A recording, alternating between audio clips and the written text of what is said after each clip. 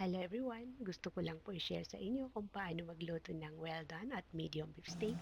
First, initan ng kawali na may olive oil at garlic.